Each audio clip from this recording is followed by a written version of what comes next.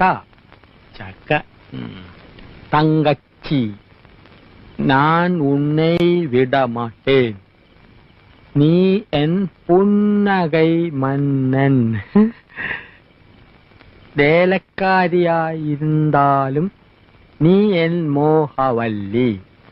വേലക്കാരിയായിരുന്നാലും നീ എൻ മോഹവല്ലി. വേലക്കാരിയായിരുന്നാലും നീ മോഹവല്ലി. വേലക്കാരിയായിരുന്നാലും നീ മോഹവല്ലി.